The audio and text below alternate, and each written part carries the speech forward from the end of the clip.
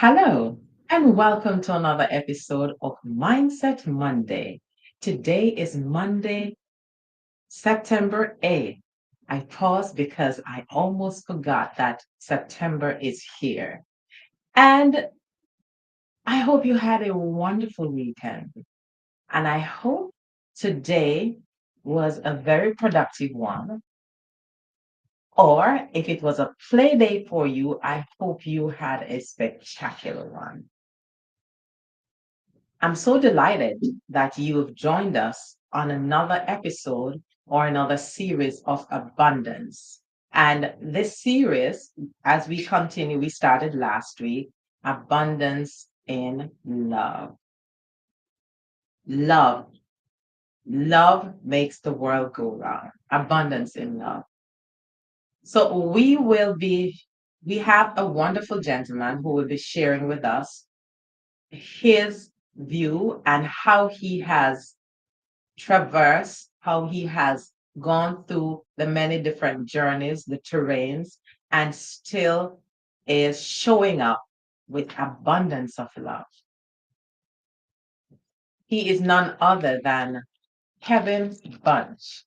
He's a paramedic and he's a licensed social worker, a former United States Marine, a man of God first and foremost, a husband of one wife, a father, and a lifetime resident of Mount Vernon, New York. Kevin Bunch has been actively involved with the Mount Vernon community all of his life. He earned his master's in social work from Hunter College, his bachelor's degree from Mercy College, and performed his paramedic training at SUNY Westchester Community College. In 2019, in addition to obtaining his master's degree, Kevin studied board development, grant writing, organizational structure, and developing non-for-profits. He's a faithful member of the Oneness Rehoboth Apostolic Church. Mr. Bunch leads their Catalyst Reentry program, which helps formerly incarcerated individuals make their entry back into society. Kevin has recently initiated and leads the journey to EMS Academy at Mount Vernon High School, helping youth to begin their careers in the medical field. Kevin also is a driving force in re-establishing his neighborhood association, the Kingsbridge Block Association. Because of love, Kevin has a wide range of accolades, and we will be looking at many of those in our discourse today. Kevin is a certified CPR and a first aid instructor who gives his time to churches and local organizations. There is love again. Kevin trains their members with the vital skills necessary to keep their participants safe and to obtain certifications required by the city, county, and state. He's involved actively as a parent. Kevin, through his son's involvement, has become a pillar in the Youth Community Outreach Program, YCORP, giving of his time, talent, and treasure. Very good steward. He volunteers as YCOP Health Director, teaching chess, training staff in first aid procedures, helping with transportation, and also joining the YCOP board and stepping up as the YCOP board president. Kevin Bunch is faithfully in partnership with his beautiful wife, Anne Marie. I know her personally. Also a member of the Oneness Rehoboth Apostolic Church. Together, in 2016, they began the Care a Bunch Foundation, whose mission is to provide free at-home preventative health services to seniors in the city of Mount Vernon. Mr. Bunch constantly serves as his service has helped and blessed hundreds of youths, seniors, and families in every part of Mount Vernon and the communities throughout New York. Help me welcome the lovable Kevin Bunch.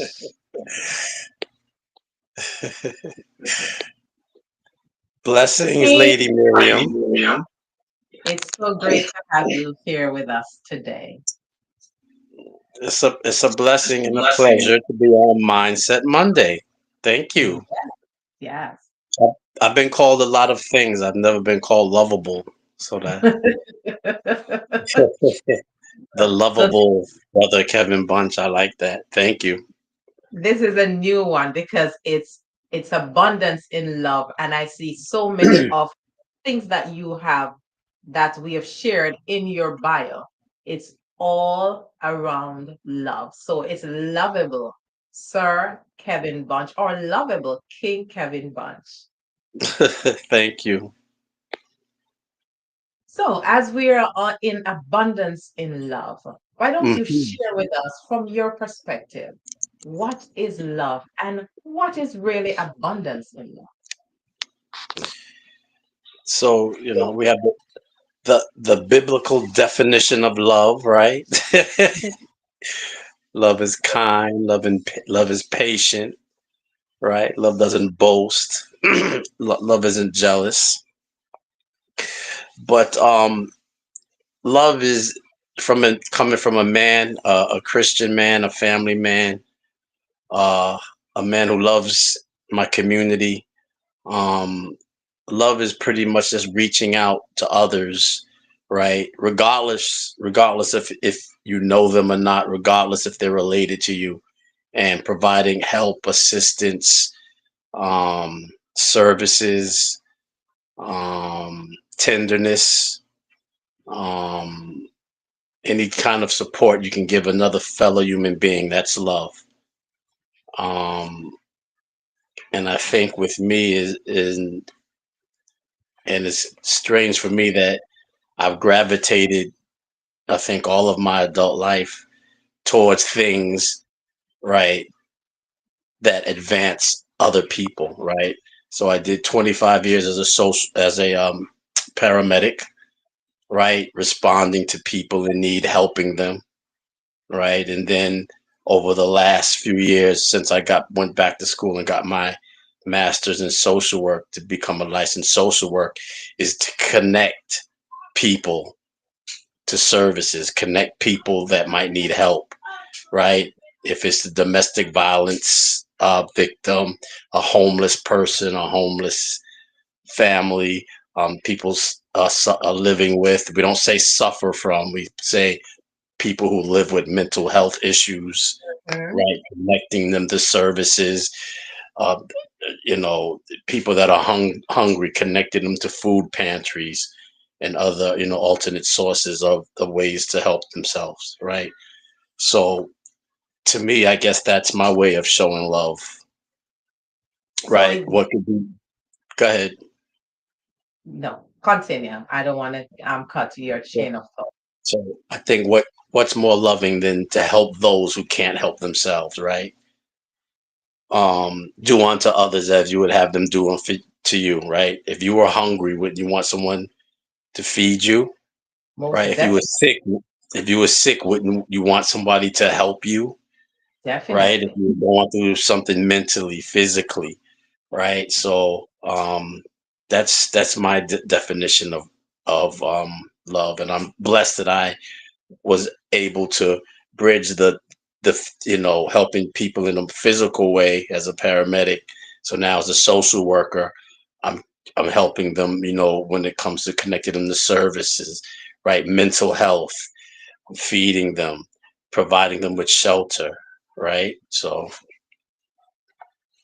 Wonderful. And as a good steward, I see you are living out the the great commandment, thou shalt love the Lord thy God with all thy heart, thy mind, thy soul, thy strength, and thy neighbor in the same degree you love yourself. So it's in your service. You're saying now it's in your service. You live out all of those tenets. Just expand a little bit more on that for me. so yeah, I try. So um and you know, and this is what makes me happy. You know, it's important that you do what makes you happy, right? Because they say if you do what makes you happy, if you in your daily routine of working, if you're doing what you love, you never really work a day in your life, right? So I felt that way when I was on the ambulance, right? It wasn't really work, right? It was a joy, right? Same thing as a social worker, right? Um, it's a joy. It's a ministry, right? It's Mm-hmm. a ministry. Um, it's you know, and I live it out in my life, but I mean, and now I do overnights, right? So if someone is in distress midnight to 8, I'm on call. Mm-hmm. And I don't mind it. I get up, I get in my vehicle, I go to them. If it's someone in a mental health crisis, if it's a homeless person who needs shelter for the night, I go and I respond, and I don't, you know, it's never worrisome to me or bothersome to me. I don't get upset when I have to get up. I count it as joy, right? One. And yeah, and sometimes I think also you appreciate what you have more, a lot more when you're helping those who don't have, And right? repeat that. Anything. Repeat that. Just go slowly with. That's a very important point. Repeat that. You know, you appreciate what you have so much more when you are helping people who don't have, right? You appreciate your sanity when you're responding 1 o'clock in the morning to someone who's having a severe anxiety attack, who's severely depressed, bipolar, schizophrenic. You know, you you you thank God for your sanity, right? When you respond to a homeless person, to a mother and child, and they've been evicted from their house and they're looking for a shelter, you know, you're so grateful for the house you do have. All of a sudden, your rent and your mortgage that you pay, that you always complain about, is so high, it's so insignificant, right? You know, when you're connecting somebody, when I get the call for a family that doesn't have food and they don't have a way to get to a food shelter, and I'm taking them to driving them to a place to get some food, you appreciate your leftovers. You know, it's, you know, what's that saying? You know, it was, what's the saying? I forgot the saying, but it goes to, you appreciate It will your, come back to you. It yeah, will come back. it'll come back to me, but it's you know, and But when you're constantly meeting people where they're at and you finding out the so much need, it makes you so happy and appreciative that God has blessed you with what you have, and it makes you humble. Powerful. One thing about, yeah, sometimes I feel humbled when I do my work, and it's not a burden, and it's not, yeah, I'm grateful. I'm grateful that I get to help people in this way, and I'm glad that the Lord led me to social work, because after I was a paramedic for 25 years and I knew it was time to transition, I didn't know which way I was going to go, but I knew I wanted to do something to help people, right? I knew corporate America, right? Businesses, and, it wasn't for me, sitting behind a desk and transactions. And I'm not knocking those people that do that. That's fine. But I knew that wasn't for me. I don't know You if you ever, yeah, and I said, God, please, please, God, lead me to something that I'll be good at, that makes me happy, that fulfills me, and where I can help others. And I was really just blessed. so Yeah. looking at the aspects of love, would you say that m- love gives you the strength or the push to serve? I would have to say, yeah, yes, especially in any field where you're dealing directly with people, right? Direct services with people, because you have to have some type of love for people to do this, right? Because if you're doing it for the paycheck, you're going to burn out pretty quick, right? So you're not doing it for the paycheck, right? Not when you're doing, right, this type of work. So you have to have a love. And I'm going to be honest with you. Sometimes it's hard to love the homeless person that's cursing you out, right? When you respond to them and you're trying to talk them that you could take them to a shelter, to a warm place, and you're trying to help them with the bags, and they're cursing you, and they have mental health issues. And but you got to understand that, they're coming from a place of pain, right? A lot of them haven't had love shown to them, so of course they're going to lash out in that Mm, way when you're trying to help them, right? Um, but I mean, some you have to look past that, right? And they taught you that in social work school. You have to look past, that pain, that front, that mm, exterior, because behind all that pain of that person with the mental health issues, the homeless person, the person who hasn't had a steady meal, uh, you know, they just want to be loved. They want the mm. help, but it's hard to, everyone has to put up that facade, because they've been out there and society hasn't done much for them. They're not used to people wanting to help them, wanting to show them love, and so they're gonna come at you, in a way that's, and you're saying to yourself, well, why is this person rejecting the help? Why are they rejecting these, genuine feelings of gratitude that you're trying to help? And Yeah. it's just part of it. But yeah. Another question, because you said that most of the time, or many times, you get up late at night. How does it feel? You're in your warm bed with your wife, your loving wife. How does it feel leaving her and going to help? What would you say about that as love? Leaving your lovely wife and going out. Well, she sleeps, so she doesn't even know.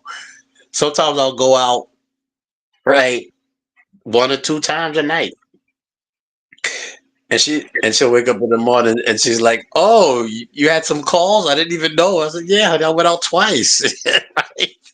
And we'll talk about it. And I'll tell her about the call, like, "Well, what was it?" And I'll tell her, like, "Oh, well, it was, you know, I don't tell her too much, because there are HIPAA rules. You know what that is. You can't tell people, but I generalize it, and I Confidentiality. think, yeah, but I think she understands. She knows me by now. She's we just celebrated 23 years of marriage, so Ooh, she, yeah, congratulations. thank you. So she knows. She kind of she kind of sees where I gravitate to. She kind of saw I was a paramedic for 20 something years, and I did night shift, day shift, sometimes 24-hour shifts. I was away from home. When I started to get into social work, and so she understands I'm a helper. I love people, and and I'm happy. You know what I mean? So she would rather that. She would rather me getting up out of bed doing what I love than if I was sitting in some office building doing financial transactions, and you know. So yeah. Wonderful, wonderful. I see you're integrally involved with the youth in your community. A matter of fact, I must commend you because your bio said that you have been in Mount Vernon for a long time. That's your community. Uh, It's very commendable, and you're there also building the community, helping the youths, seeing them through different phases of their life. Now, share with us one question. Have you ever been in a situation where you said, I can't be bothered with these young people? Oh, can I ever? I can't. No, so um, I guess you're referring to the youth community outreach program that's on my bio. So the Correct. youth community outreach program is a day camp. It's a summer camp and after school program here in Mount Vernon. It's been here since 2012. I volunteered 10 years ago. I signed on to volunteer because they just needed a medical, like a first aid person for the camp. Right, every camp has to have a first aid person to teach the staff CPR certificate. Right, so I volunteered just to help the camp out. It was an up and coming youth program, and the boys went, Connor and Cooper, since I volunteered there, and I ended up being on the board of directors, and now I'm the board president of the youth community outreach program. So over the years, I volunteered with the youth. I started a chess program, right? Because that's something that minority children don't really get into, right? Chess, right? We see other communities, we see other children that are not like us playing chess, and we think it's not for us, but it is. So I started a chess program there. I hang out with them during the summer times, and I sit on the board.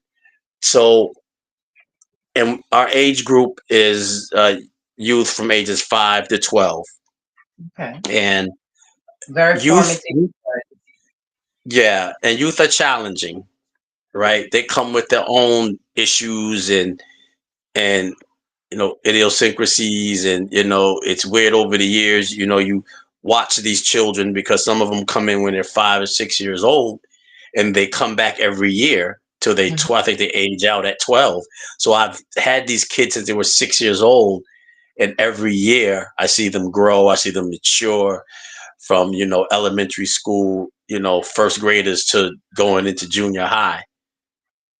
So um yeah, do kids get on your nerves? Yeah, of course, but they're children, right? I and people don't understand that children, just like adults have bad days, children have bad days too. Children have bad days too, and sometimes we get kids that would come in, and they're in a bad mood. They're not talkative. They're moody. But then what I've learned is that there could be issues going on at home, Mhm. right? Are they getting enough to eat? Right? Is mom and dad fighting? Is there a dad in the house? Is there a mom in the house? Right? Some of our kids come from dads are raising them. Some of mom are raising them. Some, you know, um, some of them come from different backgrounds, different socioeconomic backgrounds. Um, most of our students, they get subsidies to come to the camp, which means, DSS or somebody pays for the camp for them. We try to help them with grants. So, um, yeah, kids are challenging, but like I say, and what I've learned over my 10 years of being at YCOP is that you don't know what's going on at home at home. So a few years ago, I think 3 or 4 years ago, we initiated putting a social worker in the summer youth program with us. Okay. So now the social worker, right, can kind of find out what's going on at home. Mom, is there enough to eat? Do you need some subsidies? Do you need clothing for the, you notice kids, if they're coming to camp with the same clothes on, right? Maybe the kid needs clothes, right? What's going on? Right? Is there enough to eat at the home? Is there a dad in the house? Like a lot of these father, and I was just surprised, how many single parent household, right? These kids are coming. There's only one parent, so a lot of these kids need father figures. Some need mother. So it's a whole different, yeah, it's a whole different rainbow of different issues with kids. But back to the original question. No, I've never had been around the kids to the point where I say, well, I give up or I enough or no, I don't. Kids are kids, and I feel sorry for them because over the last 5 years with COVID, that took a big chunk out of their lives. That's about a year or two. They weren't socializing, no school. Yep. It made kids kind of introverted. I know on my job, since COVID, a lot of increase in child and adolescent suicide, Wow. adolescents with suicidal ideations, um, parents talking about that, their kids were so outgoing and energetic and great, and then when COVID happened, they become introverted and Mhm. depressed. So it's kind of sad. So but I've never gotten to a point where I said I just had enough for these kids. No, never. Powerful, powerful. My heart goes out for children and adults, because as you said, that children go through the same, a lot of challenges, Yes. just the same. Right. Going back to Y Corp, could you help persons who are listening, who are from the community of Mount Vernon? How do they get involved in that program, and how does their children get involved? So YCOP, you can go on our website, ycop.org. It's YCOP, which stands for Youth Community Outreach Program.org. Hit the website and you'll see the contact information, all the services we have. Summer camp is over, but now we have after school program, which is awesome. If your kids go to any of the elementary schools in Mount Vernon, we have bus service. We pick them up from school if you don't have a way of getting them there. Um, we give them snack. We help them with their homework. We have dance um, for the girl, for all kids, because dancing is not just ladies, right? It's men too, right? If you ever gone to the ballet, um, we do after games.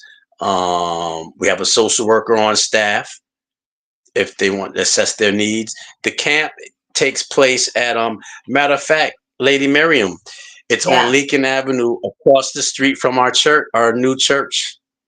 Okay. So if you cross the street from the new church and walk down the block going towards Pelham, it's a church it's an old school brick house Methodist church with a large yard, large parking lot. That's where YCOP is located. And there's a So gym. We have a gym, so we have after school basketball program if the kids want to play basketball. I know any child would be excited because they want space to run. They want space to Yeah, just express themselves be outside. themselves. Right. And Our the camp and the reason I started there volunteering, and I just stayed and ended up, is because they show these kids so much love. I mean, the kids come there and they don't want to leave, you There know. So you the same kid, yeah. I mean, let me tell you, when you make a kid, well, even like anybody feel loved and comfortable, they're gonna come back, right? certainly. No And one these runs kids, from love. right? And these kids, and then they have to they not only go to the summer, the after school program, they go to the camp, Hmm. right? Because they love the staff, they love, you know, and they just, it's just amazing place, and I was blessed to be a part of it. I'm glad God Awesome. led me that way. Yeah, So not only is it summer, but all year round, the after school program, and you're there consistently sharing love. So that's actually a part of your life. That's your lifestyle. I if the better use of a word, that's your lifestyle, just giving love. yes, Going on to so the after school, and we will have the information on the YouTube channel for people who are interested in having their children. And do you accept people who would want to volunteer to assist you in the aspect of? definitely. So we talk about this on the board. Um, Volunteers. There's no way a place like YCOP or the Mount Vernon Boys and Girls Club or any organization can function without volunteers. There's no way, right? So when you're a 501c3 organization, and you depend on grants and Mhm. donations and funding, right? So if you have something like me, I just went to volunteer to be their medical assistant for a summer program. I love chess, so I end up teaching a bunch of children. Now imagine children, 6, 7, 8 years old, how to play the game of chess, Yes. right? But that's something I added. So I ordered like about 2 dozen chess sets, and there's nothing more powerful. I have a picture. I wish I could. I have it. It's probably on my phone. I made a poster of it.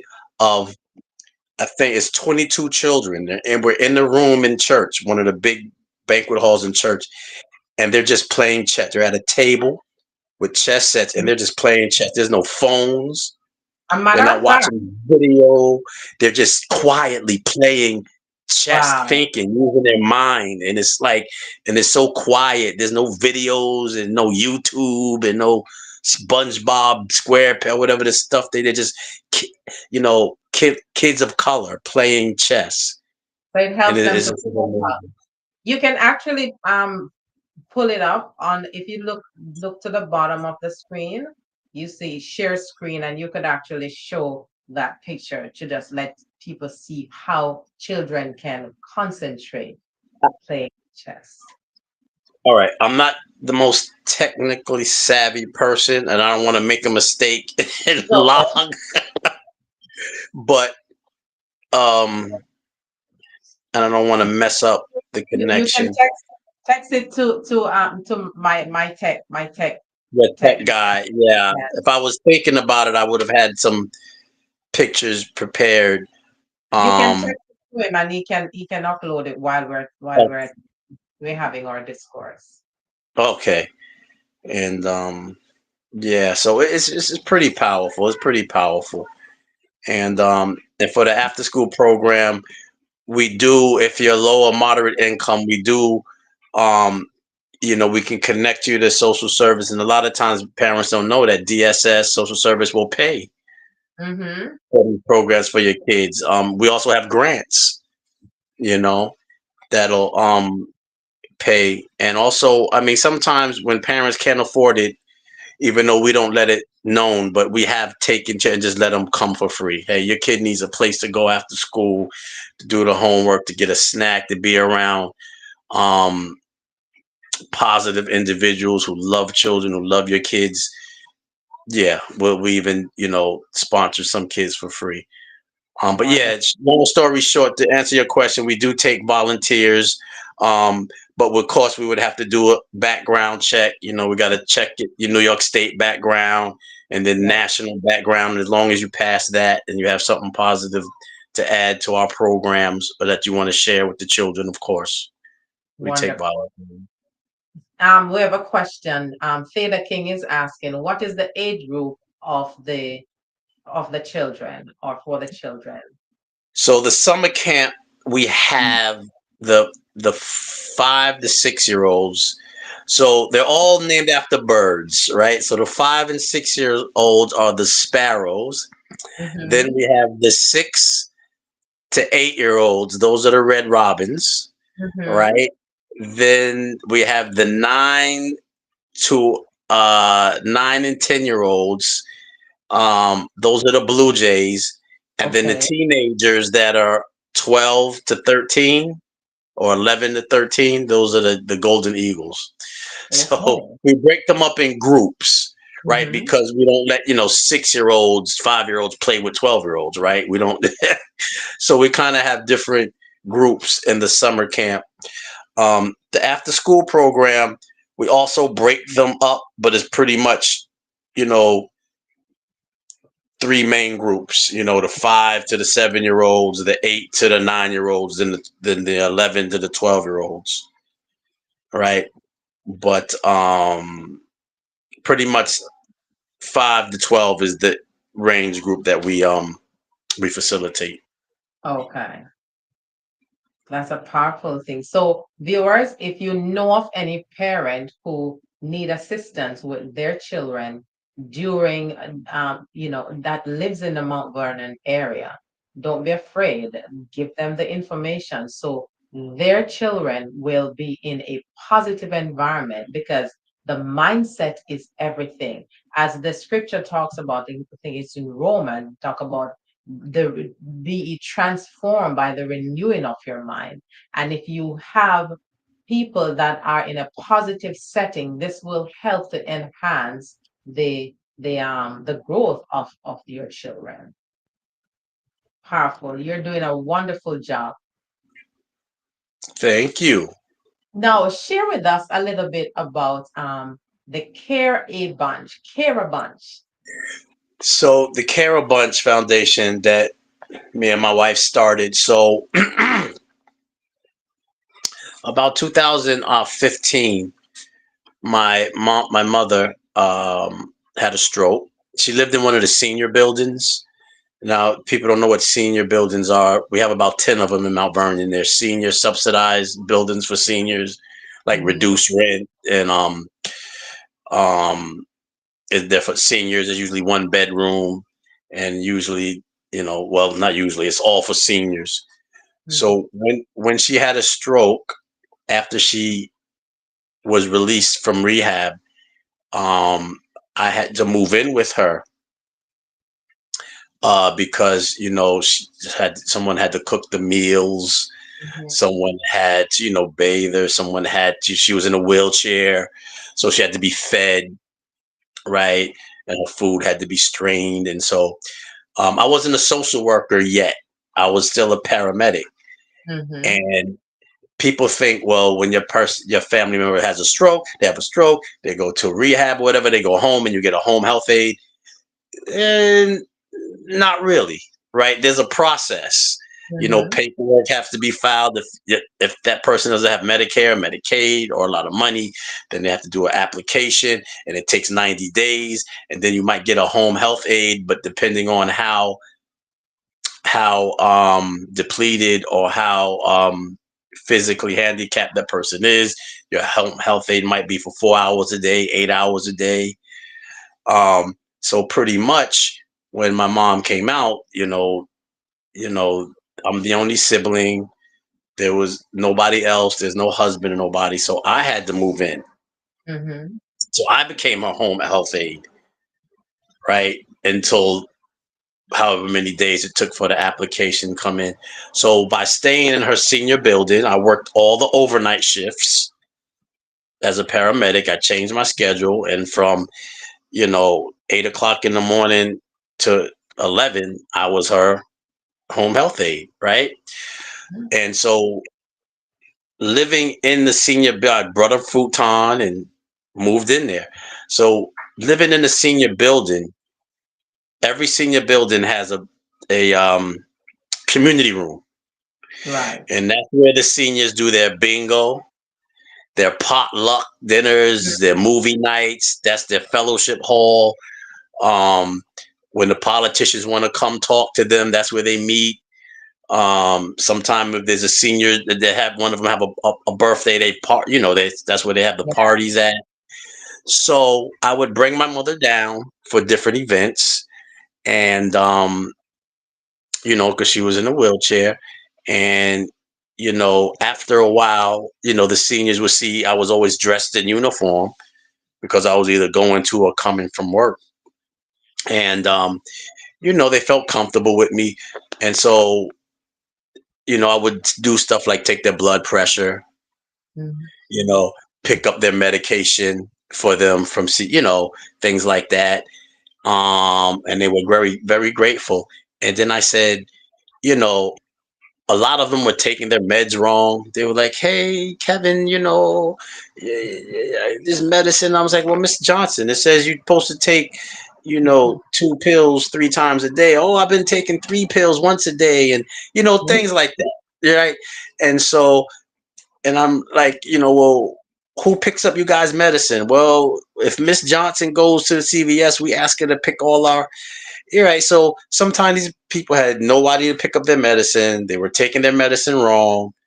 Um, and so I've kind of thought of this idea of starting Care Bunch really for the seniors in Mount Vernon, right? Medication pickup, checking Mhm. their blood, check their blood pressure, things like that, check their glucose. Because I'm like, Miss Johnson, well, if you're taking your blood pressure medicine, why is your blood pressure still 160 over 90?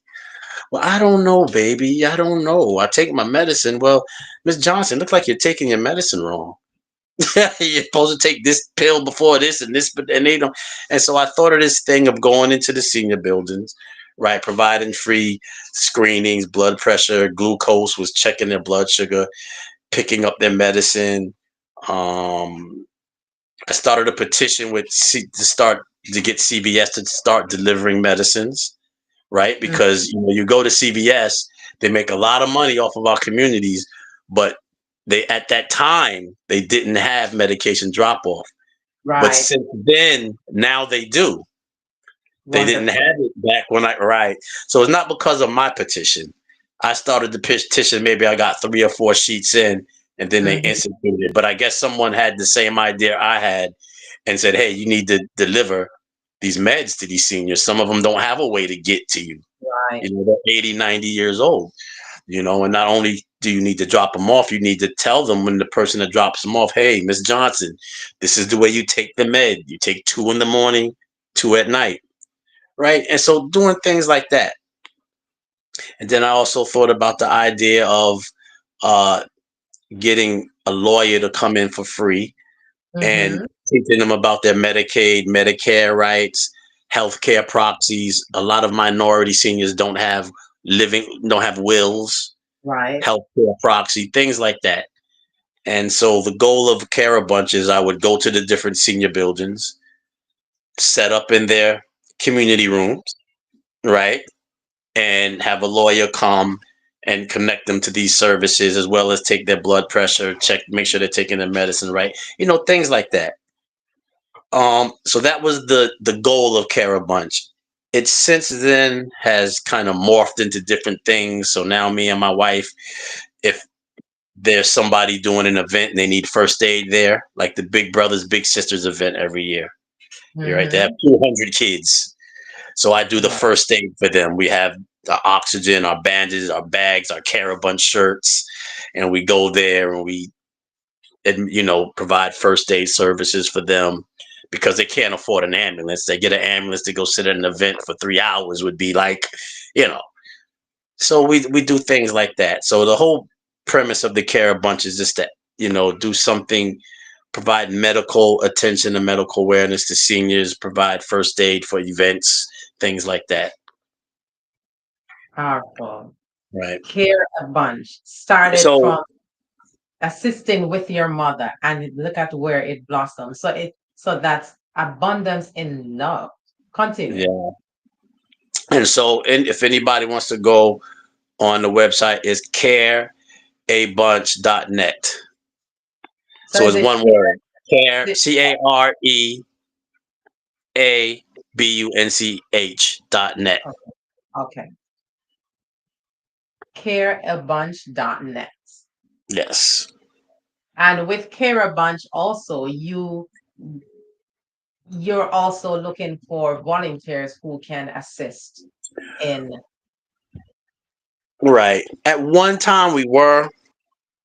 Now, me and my wife, we've been able to manage it on our own because we haven't grown it to where it should be, where it might be.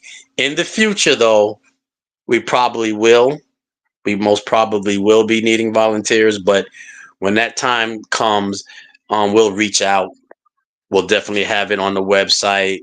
We'll advertise, and usually, what the goal is to probably use other seniors, right? Especially other seniors who are like retired nurses, Mhm. right? They come out and take blood pressures and check glucose and dementia screenings and neurological screenings and things like that.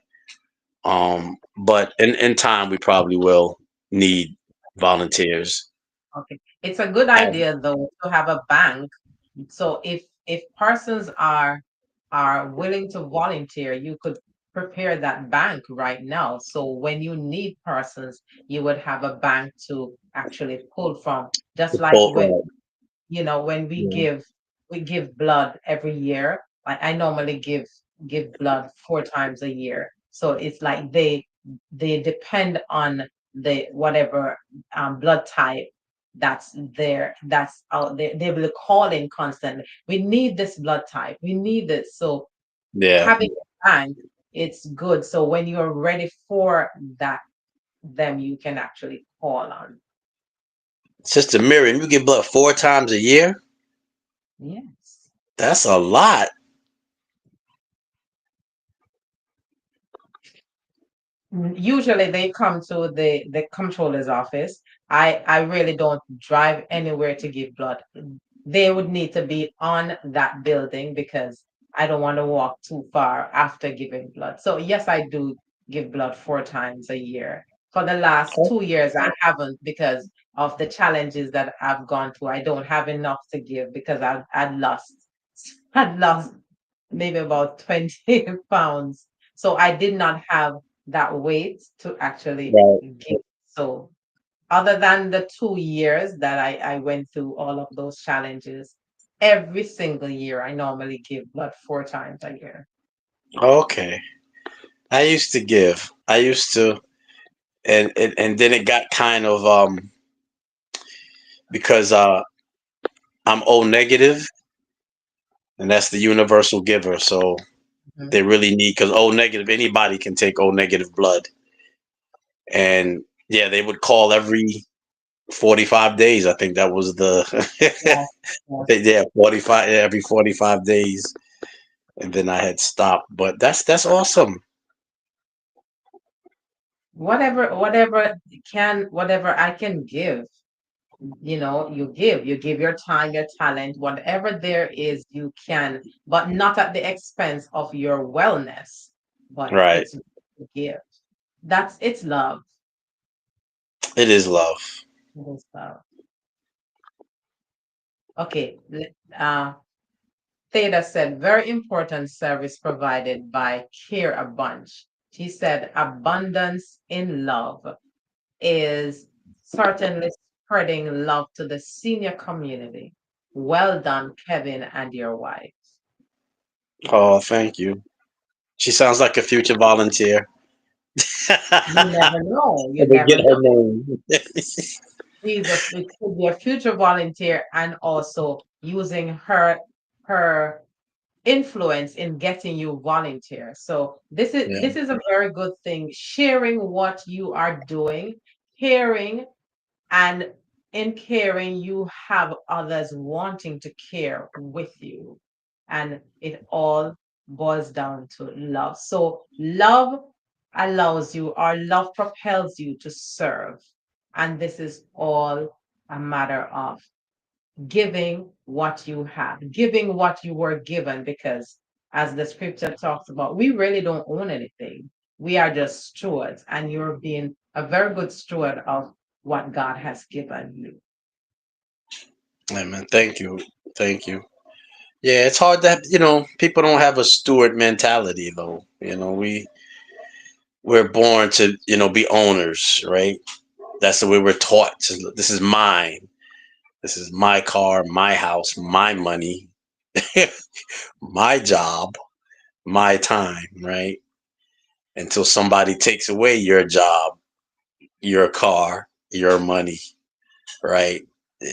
Then you realize who it really belongs to. So yeah, it's Mhm. hard to be a steward. It's hard to have a steward mentality than an ownership mentality. But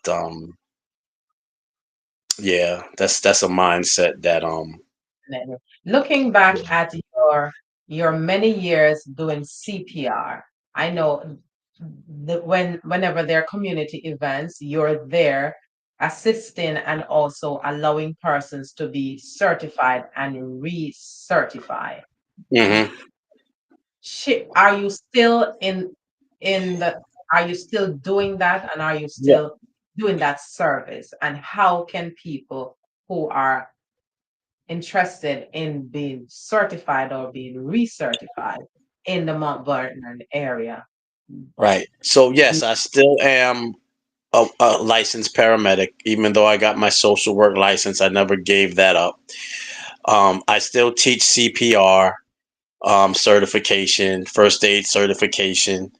If you're a if you're a babysitter, if you're LPN, RN, you need. I don't have to tell you. Every 2 years, you have to get your certification. So I do provide cards, and I can get you recertified if your card expires. Just call me. There's a fee. Um, I do large groups, so I have the mannequins and baby mannequins in the AED simulator. Lady Miriam, at church we do it once a year at Yes. minimum cost. Now I think the cost is 100 to 125. If you catch us at that one year, that one day a year when we do it at church, it's like usually half that, right? Um, and the money all goes to the our Together We Will fund. I don't keep any of it besides the price of the card, and the rest goes to but you just contact me if you need your card, you need recertification, um and I can come to you with the mannequin. If you've already been certified, it probably takes 30-40 minutes, right? I just show you the compressions on the mannequin and we run it over and then boom. um Wonderful. Also, what I did in 2024, I started an EMT program at the Mount Vernon High School, Hmm. right? For seniors, if you're 17 or, or older. Um, we the program ran after school, like from 3:30 to 4:30, and these high schoolers afterwards sit for the New York State exam and become certified New York State EMTs. Hmm. So, which was a great program. We did it in 2023, 2024. It was some budget concerns.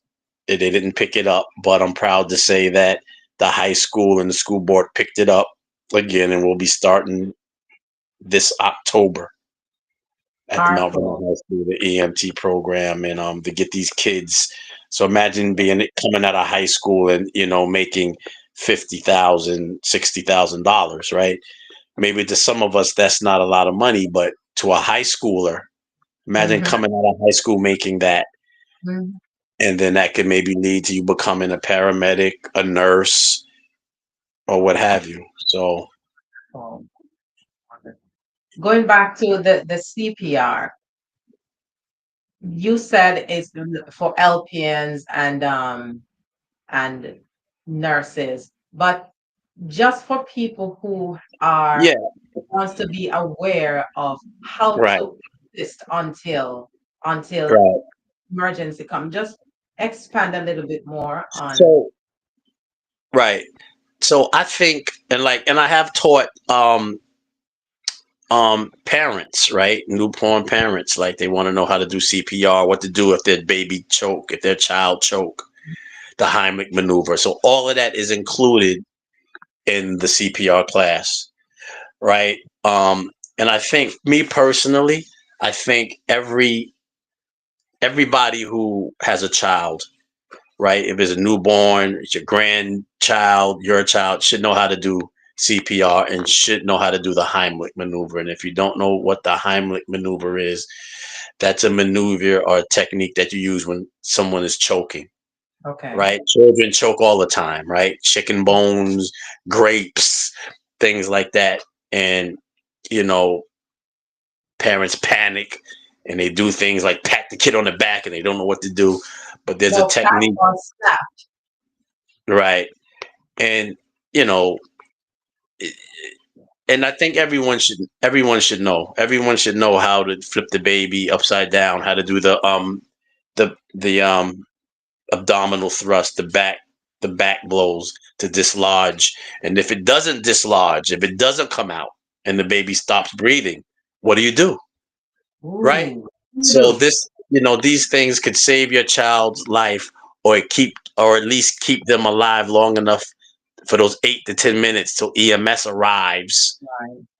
right? And can save the child. So yeah, I would suggest everybody, like, I know they have this thing they do where whenever a baby's born and they have this dinner for the mom and dad at the hospital and all of that. I think they should replace that with teaching mom and dad CPR and the Heimlich maneuver. Hey, mom and Yes. dad, the heck with the dinner. This is what you need to do if you ever find your child unresponsive or they're choking or they're not breathing. Rescue breathing, abdominal thrust, back blows to dislodge that airway obstruction, things like that. And you might not save your kid, but I've had people that knew the Heimlich and CPR, and they were at an event and somebody else's child was choking, and they were able to save that person. Right, so it's an important skill. So it's important as a first aid for anyone and everyone. It's very important. Yes, yes, definitely. Wow, this was so extensive. And Mhm. just this 1 hour could not, spread through everything that you've accomplished. But I know you'll be coming back because this is not your first time. But in summary, uh, what is maybe one or two statements you would want to leave with us, with our viewers, about Kevin and about abundance in love with Yeah. all of the services that you've been providing?